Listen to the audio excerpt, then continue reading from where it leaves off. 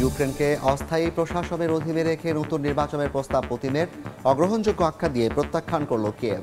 জেলেনস্কির পাশে থাকবে জাতিসংঘ। এবং তুরস্কে জনগণের শান্তি ও আইন শৃঙ্খলা রক্ষায় কোনো ছাড় নয়, চলমান বিক্ষোভের মধ্যেই হুঁশিয়ারি এরদোয়ানের। ইমামোগলুর গ্রেফতার রাজনৈতিক উদ্দেশ্য প্রণোদিত, দাবি বিরোধীদের।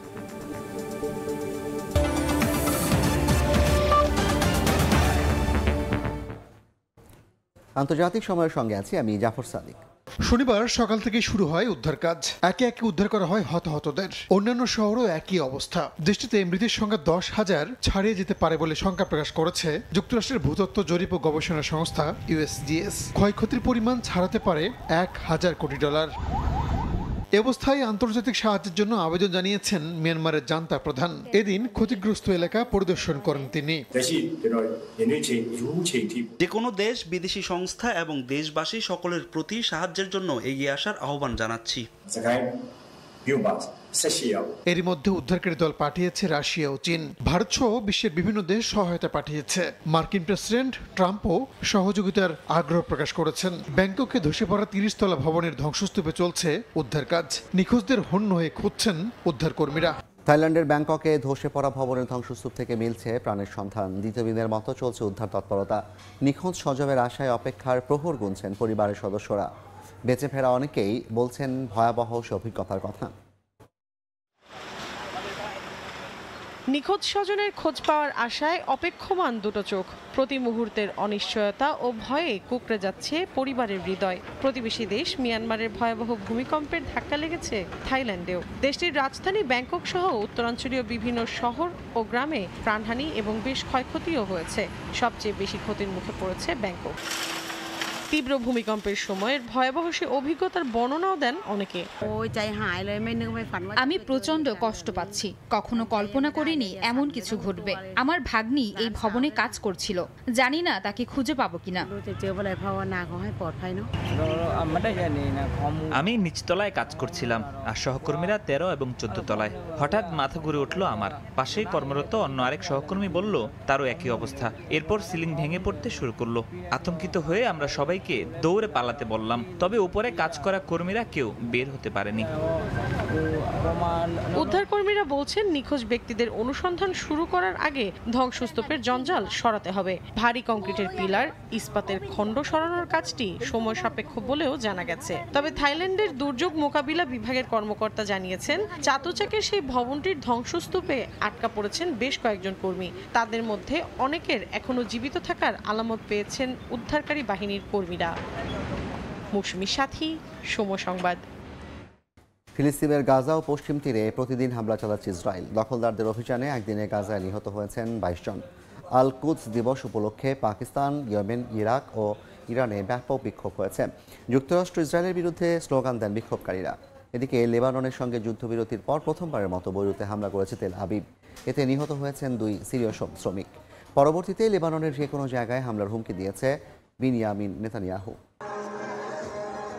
আল কুদস দিবস উপলক্ষে পাকিস্তান, ইয়েমেন, ইরাক ও ইরানে ব্যাপক বিক্ষোভ হয়েছে। পাকিস্তানে হাজার হাজার মানুষ রাস্তায় নেমে ইসরায়েলের বিরুদ্ধে স্লোগান দেন। শিশুদের হাতে রক্তমাখা কাফনের প্রতীকী চাদর দেখা গেছে, যা গাজার নিহত শিশুদের স্মরণে প্রদর্শন করা হয়। ইরাকের রাজধানী বাগদাদেও ব্যাপক বিক্ষোভ হয়েছে, যেখানে শিয়াপন্থী মিলিশিয়া গোষ্ঠীগুলো ফিলিস্তিনের প্রতি সংহতি প্রকাশ করেছে। ইয়েমেনে হাজারো মানুষ রাজধানী সানার রাস্তায় নেমে এসে ইসরায়েল ও যুক্তরাষ্ট্রের বিরুদ্ধে তীব্র ক্ষোভ প্রকাশ করেন। অনেক জায়গায় যুক্তরাষ্ট্র ও ইসরায়েলের পতাকায় আগুন ধরিয়ে দেন বিক্ষোভকারীরা।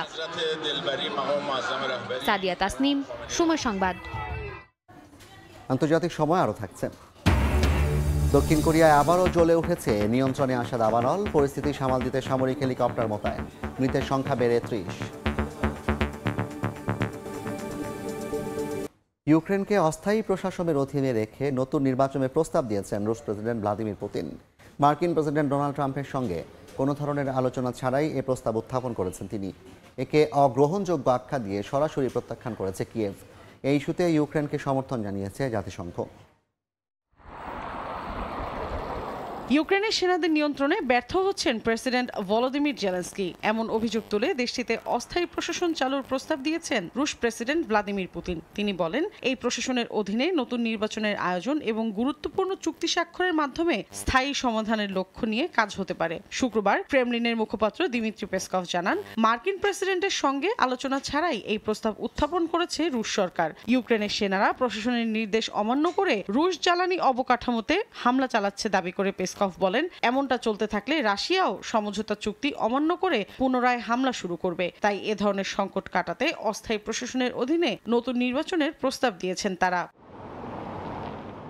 যদিও প্রস্তাবটি প্রত্যাখ্যান করেছে জেলেনস্কি প্রশাসন। তাদের দাবি, নিজ দেশের প্রশাসনিক বিষয়ের বাইরে কারো হস্তক্ষেপ গ্রাহ্য করবে না তারা। ইউক্রেনের স্বাধীনতা, সার্বভৌমত্ব ও নিজ দেশের সিদ্ধান্ত নিজে নেয়ার অধিকারের বিষয়ে সহমত পোষণ করেছেন জাতিসংঘ মহাসচিব আন্তোনিও গুতেরেসও। কিয়েভের বাসিন্দারাও এ বিষয়ে একমত। তারা বলছেন, তাদের দেশের ভবিষ্যৎ নির্ধারণের অধিকার শুধু তাদেরই রয়েছে, পুতিনের নয়।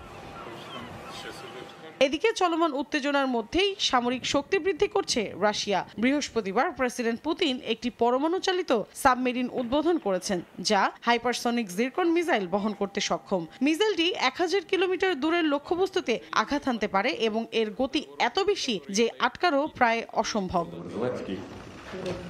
অন্যদিকে যুক্তরাষ্ট্র ও ইউক্রেনের মধ্যবর্তী নতুন খনিজ চুক্তির খসড়া বিষয়ে উদ্বেগ প্রকাশ করেছেন ইউক্রেনীয় প্রেসিডেন্ট ভলোদিমির জেলেনস্কি। তার দাবি, আগের আলোচিত শর্তের অনেক কিছুই নতুন খসড়ায় পরিবর্তন হয়েছে। এ অবস্থায় আইনজীবীর সঙ্গে বিস্তারিত পর্যালোচনার পরেই তারা সিদ্ধান্ত নেবেন। মৌসুমী সাথী, সময় সংবাদ।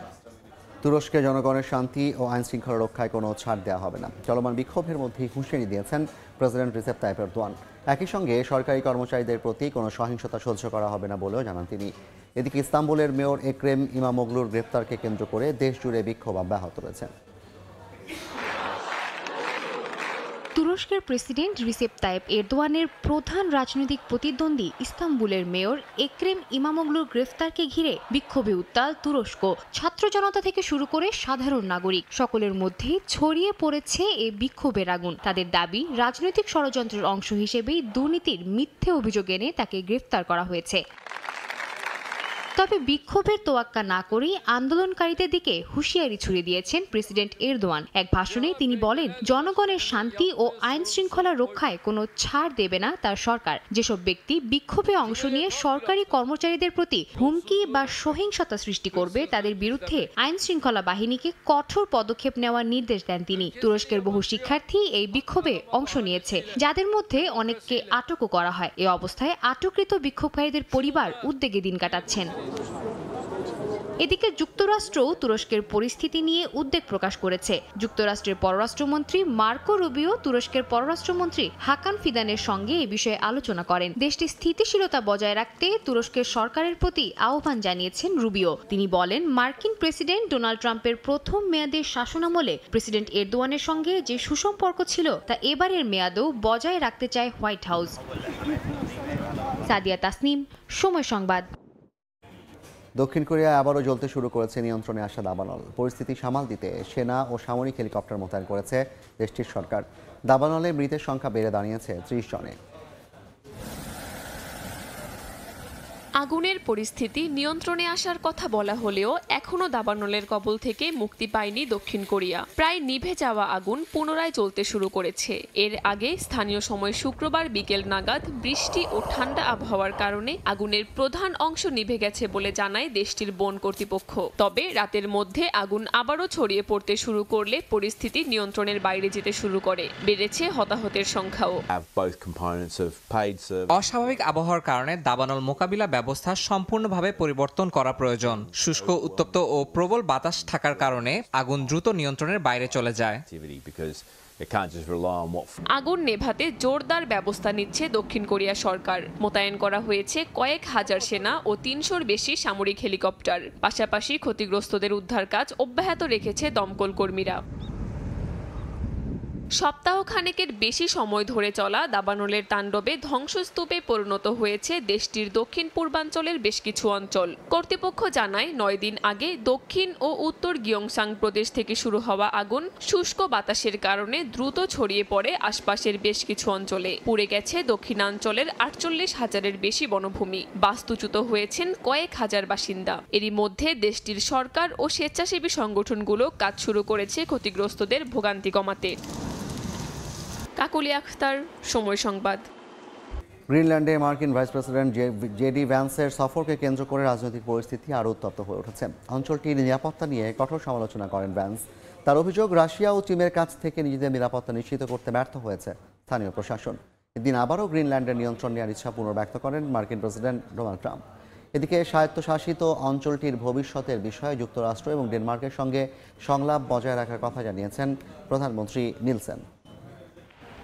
ক্ষমতা গ্রহণের পর থেকেই গ্রিনল্যান্ডের নিয়ন্ত্রণ নেয়ার বিষয়ে ইচ্ছা প্রকাশ করে আসছেন মার্কিন প্রেসিডেন্ট ডোনাল্ড ট্রাম্প। তারই ধারাবাহিকতায় একের পর এক পদক্ষেপ নিয়ে যাচ্ছেন তিনি। এর পরিপ্রেক্ষিতে শুক্রবার গ্রিনল্যান্ড সফরে যান মার্কিন ভাইস প্রেসিডেন্ট জেডি ভ্যান্স। এ সময় গ্রিনল্যান্ডের পিটুফিক সামরিক ঘাঁটিতে গিয়ে মার্কিন সেনাদের সঙ্গে সাক্ষাৎ করেন তিনি। যদিও তার এই সফর ঘিরে গ্রিনল্যান্ড ও ডেনমার্কে সমালোচনা জন্ম নেয়, তবে মার্কিন প্রশাসনের দাবি, আইনানুযায়ী যে কোনো সময় নিজেদের সামরিক ঘাঁটি প্রদর্শনের অধিকার রয়েছে তাদের।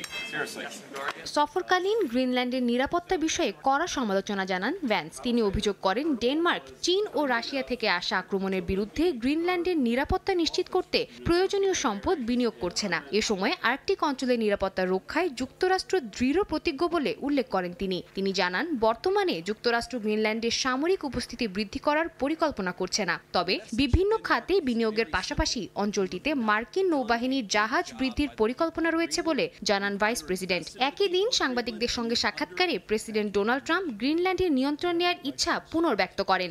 We need Greenland, very importantly, for international security. We have to have Greenland. It's not a question of do you think we can do without it. এদিকে গ্রিনল্যান্ডের নতুন প্রধানমন্ত্রী জেন্স ফ্রেডেরিক নিলসেনও বলেন, গ্রিনল্যান্ডের জনগণকে নিরাপদ রাখতে ডেনমার্ক যথেষ্ট পদক্ষেপ নেয়নি। এ সময় তিনি বলেন, ধীরে ধীরে ডেনমার্ক থেকে বিচ্ছিন্ন হয়ে স্বাধীন দেশ হিসেবে আত্মপ্রকাশ করতে চান তারা। এছাড়াও দ্বীপটির ভবিষ্যৎ বিষয়ে ওয়াশিংটন ও কোপেনহেগেনের সঙ্গে আলোচনা চালিয়ে যাওয়ার আগ্রহ প্রকাশ করেন তিনি। সাদিয়া তাসনিম, সময় সংবাদ। পরমাণু ইস্যু নিয়ে মার্কিন প্রেসিডেন্ট ডোনাল্ড ট্রাম্পের চিঠির জবাবে বার্তা পাঠিয়েছে তেহরান। ওমানের মধ্যস্থতায় চিঠি পাঠানো হয়েছে। প্রত্যক্ষ সংলাপে না গিয়ে পরোক্ষ আলোচনা অব্যাহত রাখার আহ্বান জানানো হয়েছে চিঠিতে। এর মাধ্যমে ইরানের পরমাণু ইস্যু নিয়ে যুক্তরাষ্ট্রের সঙ্গে আলোচনার নতুন দিক উন্মোচিত হয়েছে বলে মনে করছেন অনেকেই। অবশেষে মার্কিন প্রেসিডেন্ট ডোনাল্ড ট্রাম্পের চিঠির আনুষ্ঠানিক জবাব দিয়েছে ইরান। এতে মধ্যস্থতাকারী হিসেবে কাজ করেছে ওমান। ইরানের পররাষ্ট্র মন্ত্রণালয় জানায়, তার কোনো প্রত্যক্ষ সংলাপে যেতে চায় না, তবে আগের মতোই পরোক্ষ আলোচনা অব্যাহত রাখতে রাজি আছে দেশটি। পরমাণু কর্মসূচি নিয়ে যুক্তরাষ্ট্র ও ইরানের টানাপোড়েন নতুন নয়। 2015 সালে ইরানের পরমাণু কার্যক্রম সীমিত করতে দেশটির ওপর থেকে নিষেধাজ্ঞা তুলে নেয়ার বিনিময়ে পরমাণু চুক্তি করে 5 বিশ্বশক্তি ও জার্মানি। তবে 2018 সালে একতরফাভাবে সেই চুক্তি থেকে যুক্তরাষ্ট্রকে প্রত্যাহার করে নেন তৎকালীন মার্কিন প্রেসিডেন্ট ডোনাল্ড ট্রাম্প। এরপর থেকে ইরানের ওপর একের পর এক নিষেধাজ্ঞা জারি করে আসছে ওয়াশিংটন। আন্তর্জাতিক আণবিক শক্তি সংস্থা AEIA জানিয়েছে, ইরানের কাছে বর্তমানে বহু পারমাণবিক উপাদান মজুদ রয়েছে, যা বেশ কয়েকটি পারমাণবিক বোমা তৈরির জন্য যথেষ্ট। তবে ইরান বরাবরই দাবি করে আসছে, তাদের পারমাণবিক কর্মসূচি শান্তিপূর্ণ উদ্দেশ্যে পরিচালিত হচ্ছে। যুক্তরাষ্ট্রের নতুন নিষেধাজ্ঞার মধ্যেই ইরানের সর্বোচ্চ নেতা আয়াতুল্লাহ আলী খামেনির কাছে চিঠি পাঠায় ট্রাম্প। এই চিঠিটি ইরানি কর্মকর্তাদের হাতে পৌঁছে দেয় সংযুক্ত আরব আমিরাতের এক শীর্ষ কূটনীতিক। তবে চিঠির সুনির্দিষ্ট বিষয়বস্তু প্রকাশ করা হয়নি। অন্যদিকে ইরান নিজেদের জবাবে বর্তমান পরিস্থিতি বিশ্লেষণ করে পরবর্তী পদক্ষেপ নির্ধারণের কথা বলছে। এরই মধ্যে ইরানের সর্বোচ্চ নেতার উপদেষ্টা জানিয়েছেন, যুক্তরাষ্ট্রের সঙ্গে আলোচনার সব সম্ভাবনা তারা বন্ধ করেনি, তবে নিজেদের শর্ত ও অবস্থান পরিষ্কার করার জন্যই পরোক্ষ সংলাপের পথে হাঁটবে তেহরান। সব মিলিয়ে যুক্তরাষ্ট্র ইরান সম্পর্কে নতুন করে সমঝোতার সম্ভাবনা তৈরি হলেও বাস্তবে কোনো চুক্তির সম্ভাবনা এখনও অনিশ্চিত বলেই মনে করেন বিশ্লেষকরা। ইয়াসিন মোহাম্মদ জিসান, সময় সংবাদ। লন্ডনের এক্সেল সেন্টারে শুরু হয়েছে তুতেনখামেন দ্য ইমার্সিভ এক্সিবিশন। প্রযুক্তির সংমিশ্রণে তৈরি এই প্রদর্শনীতে দর্শকদের জন্য রয়েছে তুতেনখামেনের সমাধির নিদর্শন, হোলোগ্রাফিক মমিফিকেশন এবং ভার্চুয়াল রিয়েলিটি ট্যুর সহ প্রাচীন মিশরের ইতিহাসের নানা দিক। 3000 বছর আগের ইতিহাস যেন চোখের সামনে জীবন্ত হয়ে উঠেছে। পুরনো ইতিহাসের এক অনন্য অভিজ্ঞতা নিয়ে শুরু হয়েছে তুতেনখামেন দ্য ইমার্সিভ এক্সিবিশন। বিশ্বের অন্যতম বড় ইমার্সিভ এক্সিবিশন রুমে এ আয়োজন করা হয়েছে, যেখানে 8 মিটার উঁচু স্ক্রিনে ফুটে উঠছে মিশরের ইতিহাস। প্রদর্শনীর অংশ হিসেবে 360 ডিগ্রি ভিআর অভিজ্ঞতার মাধ্যমে দর্শকরা যেন ফিরে যাচ্ছেন 1922 সালে ব্রিটিশ প্রত্নতত্ত্ববিদ হাওয়ার্ড কার্টারের বিখ্যাত আবিষ্কারের মুহূর্তে। প্রদর্শনীর আয়োজকরা বলেন, তুতেনখামেন সম্পর্কে সবাই জানেন, কিন্তু তার সমাধি থেকে পাওয়া 5500টি নিদর্শন যে ইতিহাসের কত গুরুত্বপূর্ণ তথ্য দেয় তা অনেকেই জানেন না। এটি একটি অসাধারণ প্রযুক্তিগত উপস্থাপনা। কিভাবে এটি কাজ করে তা পুরোপুরি না বুঝলেও দর্শকদের সামনে এক বাস্তবসম্মত অভিজ্ঞতা তুলে ধরতে পেরে আমরা আনন্দিত। প্রদর্শনীর সবচেয়ে ব্যতিক্রমী অংশ হলোগ্রাফিক মমিফিকেশন রুম। এখানে প্রথমবারের মতো দর্শকরা হলোগ্রামের মাধ্যমে তুতেনখামেনের মমিফিকেশন প্রক্রিয়া দেখতে পাবেন। এছাড়াও প্রদর্শনীতে রয়েছে তুতেনখামেনের বিখ্যাত স্বর্ণ মুখোশের রেপ্লিকা, তার স্বর্ণ সিংহাসন এবং প্রাচীন মিশরের বিভিন্ন নিদর্শন। তবে সবচেয়ে আকর্ষণীয় অংশ মূল প্রত্নতাত্ত্বিক নিদর্শন, যা ব্যক্তিগত সংগ্রহ থেকে আনা হয়েছে। শিশুরা এখানে এসে যেন নিজেকে একজন মিশরীয় বা প্রত্নতাত্ত্বিক মনে করছে। এটি আমাদের জন্য বড় সাফল্য। লন্ডনে আসার আগে ইউরোপের 12টি শহরে প্রদর্শিত হয়েছে এই ইমার্সিভ ইভেন্ট। আয়োজকরা বলছেন, বিশেষ করে শিশুদের জন্য এটি এক চমৎকার শিক্ষামূলক অভিজ্ঞতা। শিশুরা এখানে এসে যেন এক টাইম মেশিনে চড়ে অতীতে ফিরে যাচ্ছে। প্রাচীন মিশরের অতীতকে নতুন প্রযুক্তির মাধ্যমে জীবন্ত করে তোলার এই আয়োজন দর্শকদের দিচ্ছে এক অনন্য অভিজ্ঞতা। ইতিহাসপ্রেমী ও প্রযুক্তি প্রেমীদের জন্য তুতেনখামেন দ্য ইমার্সিভ এক্সিবিশন চলবে আগামী 29 জুন পর্যন্ত। ইয়াসমিন অনন্যা, সময় সংবাদ। বিশ্বব্যাপী মুসলিমদের জন্য সবচেয়ে পবিত্র জায়গাগুলোর মধ্যে অন্যতম আল আকসা মসজিদ। প্রাচীন এই মসজিদটি 1000 বছরেরও বেশি সময় ধরে টিকে আছে মুসলিম, খ্রিস্টান এবং ইহুদিদের জন্য পবিত্র স্থান জেরুজালেমে।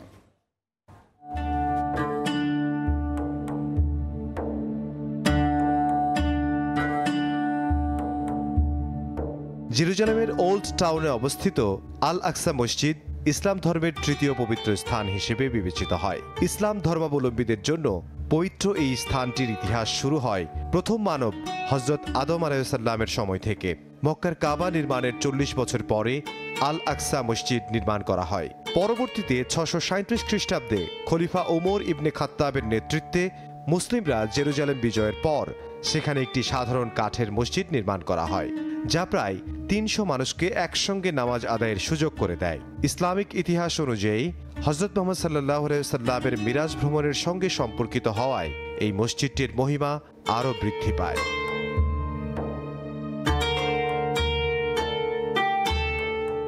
মসজিদটির ইট পাথর থেকে শুরু করে সূক্ষ্ম কারুকাজ এবং বাহারি নির্মাণ শৈলী যেন এর 1000 বছরের ঐতিহ্যেরই প্রতিফলন।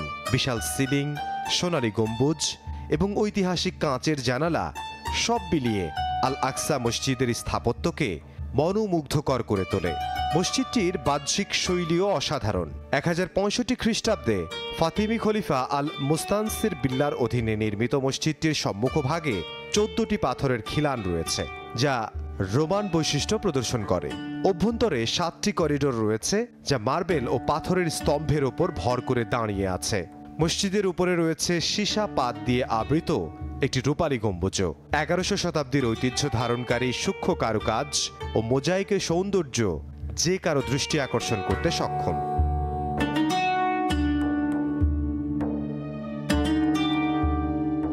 (638 খ্রিস্টাব্দে খলিফা উমর ইবনে খাত্তাবের নির্মিত কাঠের মসজিদটিকে 706 থেকে 715 খ্রিস্টাব্দের মধ্যে উমাইয়া খলিফা আল ওয়ালিদ একটি বৃহত্তর কাঠামোর রূপ দেন।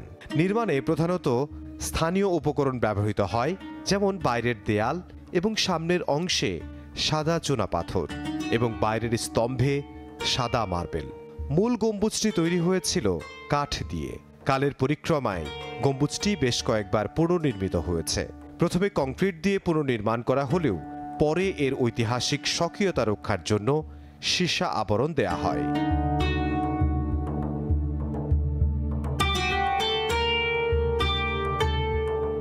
আল আকসা মসজিদের অন্যতম বিশেষত্ব হল এর ইসলামিক ঐতিহ্য এবং গুরুত্ব। এটি শুধু একটি প্রার্থনার স্থান নয়, বরং বিশ্বের মুসলিমদের জন্য এক পবিত্র তীর্থস্থান।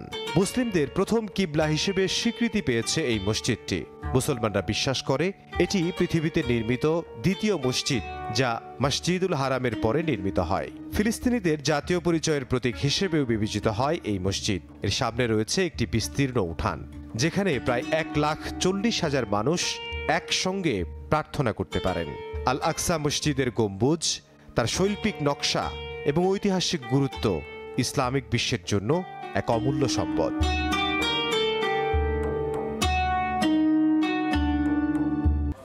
এই ছিল আন্তর্জাতিক সময়।